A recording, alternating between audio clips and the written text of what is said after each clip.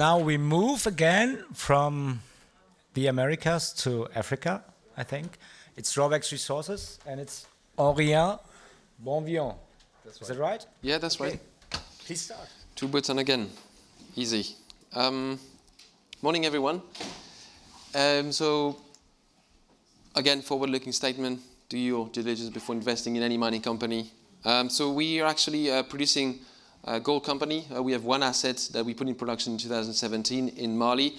You can see here on the screen. And we acquired a development asset in Guinea last year, which is the next Semaphore asset, which was in production for 10 years, and that we restarting, re-drilling, and expanding this year. So our market cap is about 190 million US. We've obviously been cash flowing positive since 2017, reinvesting a lot in the business. One of the key differentiating factor for us was we paid a 35 million Canadian dividend in 2020, as you can see here on a chart. And then subsequently to that, we've done quite a lot of work on our asset. Unfortunately, the share price went down with the market. Looks like the more you work, the less the market is appreciative of your work. But anyway, so we expanded the life of mine of our assets to 8 years. We've acquired a project last year, as I said, for north of 100 million.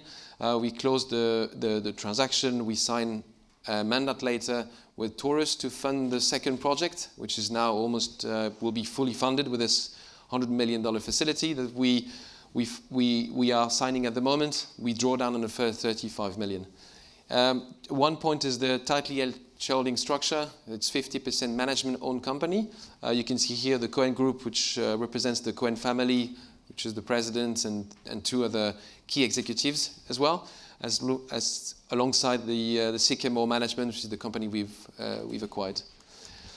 So the key management team that we're building, as I said, we had one asset, now we're coming for two, so we will be becoming next year a multi-asset, multi-jurisdiction company, which requires a lot of structuring and operating procedures to set up. So we have been hiring quite a lot of people and reshuffling the management team. I recently joined as a CEO, I'm promoted as a CEO. So we keep the same board, but it'll be evolving over time of a Canadian board with experience in metallurgy, geology, and also Canadian entrepreneur and banking. So our strategy is fairly simple. We're trying to replicate the Endeavour model, which focus on Francophone Africa, small assets, and grow with acquisition. There's a lot of gold mines that are available, or resource stage or feasibility stage in Africa that we think we can pick up and turn around fairly quickly. ESG, very important for us. We've been committed to have a high level of local employment. As you can see, our mine in Mali operates with 95% of people in Mali, 34% are coming from the region. There's only 7 expats on site rotating, so 3 or 4. We managed to run the whole mine without any single expat outside of the country for 2 months, which is extraordinary. And the other point I want to point out is the environment. We've been building a solar plant, which is now in operation in Mali, which obviously reduces our carbon footprint and reduce our cost as well. And we're going to be doing the same for Guinea, 4 times the size and 4 times the power requirements, increasing our penetration rate to 50%. So basically the whole plant can run on solar for the day. Obviously at night it's a bit more complicated. But we are in production, so obviously we've got cash flow. As you can see here in this waterfall chart, so we've been investing in Mali and in Guinea quite heavily last year to set up the project, to set up the team, to be able to be in production in 12 months' time. This is our track record. Obviously, the previous management team, before I joined, they managed to achieve 2 incredible things: is build a plant, deleverage the company completely, and pay a dividend within the space of 3 years, which is quite extraordinary in our space. And as you can see here, a tight capital allocation with 67% is investment, return to shareholders in the form of dividend and debt repayment, which is something we want to stick to going forward. So this is our mine in Mali. It's a low-grade mine, so there's no room for mistake. We've been operating successfully and making as free cash flowing positive since 2018. So we still have a few years left, around 5 years left in the asset, but we continue to operate it successfully, and this is the core business of our company will remaining for the future. We have a big exploration package in Mali, but we have a tight capital allocation, and for now our focus is in Guinea, but we have room to explore, very low cut-off grade and a fully paid for plant, so we'll be expanding for sure the life of mine in the next coming years. Now switching on to Guinea, so we are in a highly prospective basin, as you can see here on this map. We've got Predictive Discovery, which is an Australian listed company with a market cap of $350 million. Sitting next to us, we are in the middle block. We've got Resolute and Hummingbird Resources, who's building the plant to the north of us. And we have an exploitation license, so it's fully permitted, ready to go, and also the largest block in this basin. It's the second largest exploitation license after AngloGold Ashanti in Guinea. So we're very happy to have that extensive land package. We published a PFS last year. Those are the metrics. It's the $200 million project. We had to do it for the TSX because of the merger, but we'll redo a feasibility study later this month, which will increase those numbers and show better economics. The capex is $144 million. It's a conventional CIL gravity, the same that's been built over and over in West Africa that you've seen elsewhere. There's no complexities. It's going to be 50% fresh and oxides, so very, very simple processing plant. We do have the benefit of having a fully developed site. There's today 250 people on site. There's an airstrip, a camp. Everything is ready to go. So we've lots of sunk capital. That's also why it's quite cheap to restart it. Some of the metrics, you can go into detail. Obviously, those numbers are on CEDAR, but happy to talk to them. I think there's two numbers that are important. Is the recovery, 93.4%. I think most projects fails on recovery. Here we have 500,000 ounces that have been produced from these deposits. So we have all the historical reports, all the reconciliation numbers.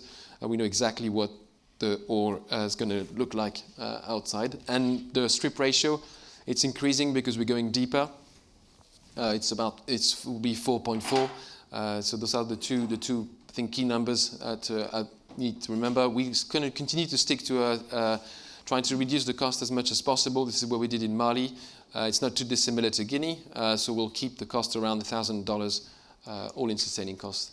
So this is the timeline that we've got. It's a bit an unusual one. We published a PFS in September last year. With cash flow, we already secured long-lead items. So the SAG mill is already paid for, all the structure, ERP system, IP, procurements. We've been setting that up last year. We've signed a mandate later with Taurus for $115 million facility that we've closed. We draw down the money and we continue building.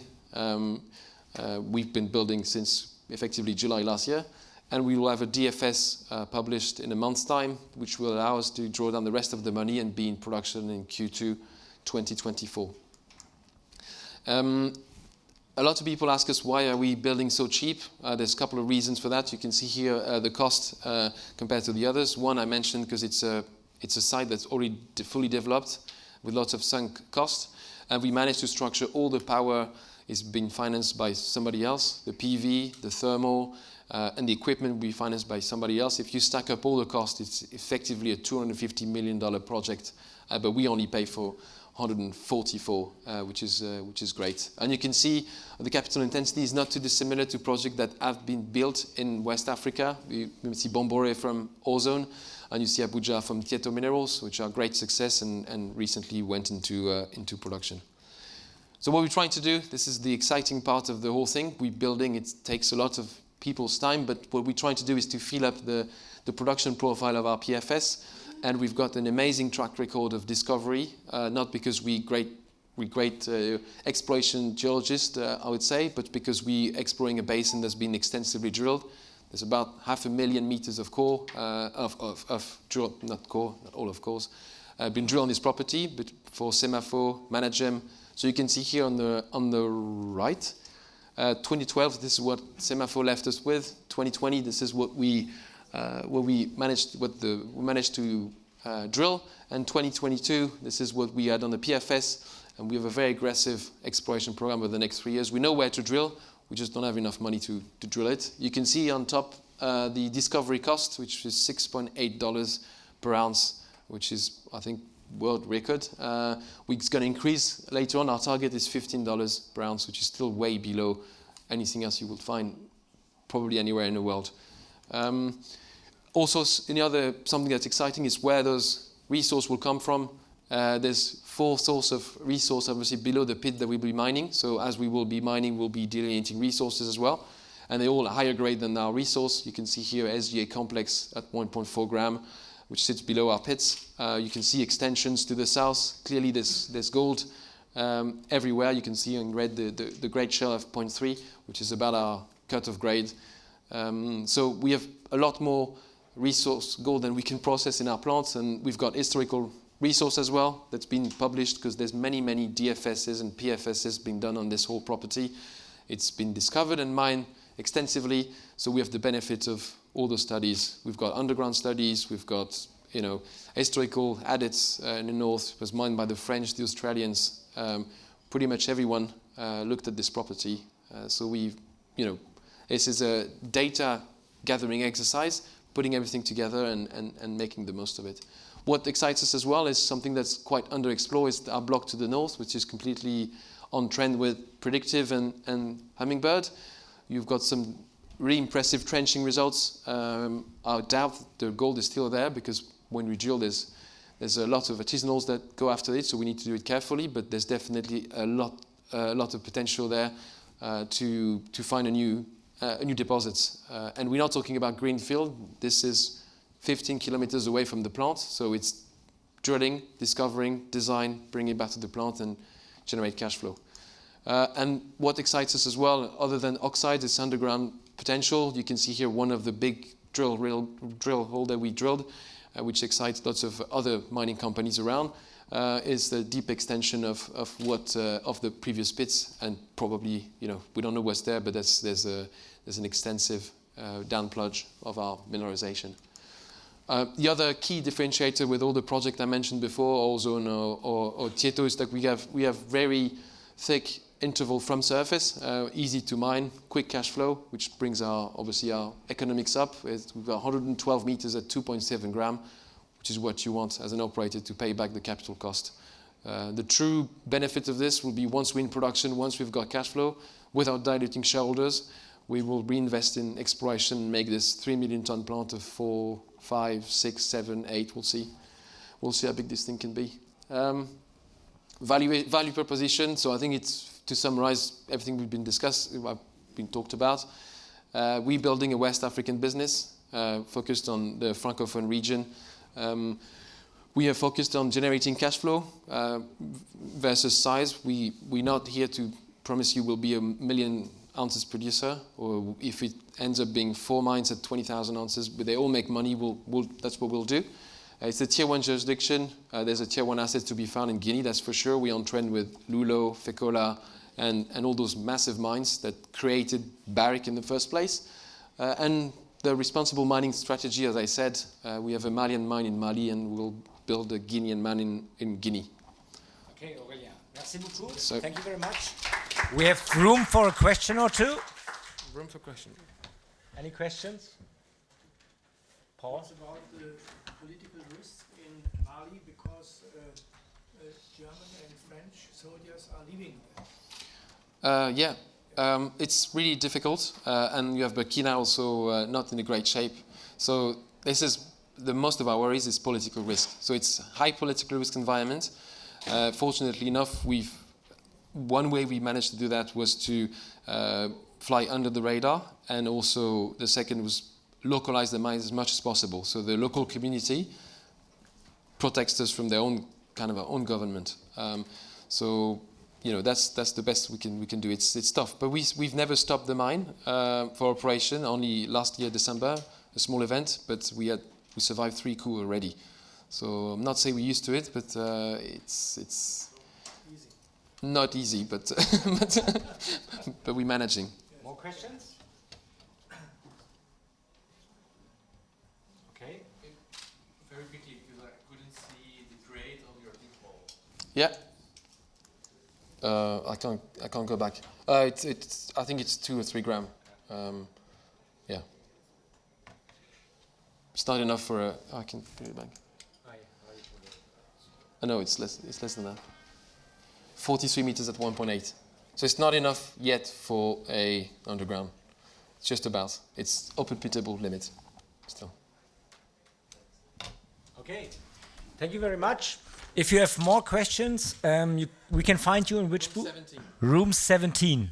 17, yeah. Yeah. Thank you very much. Merci.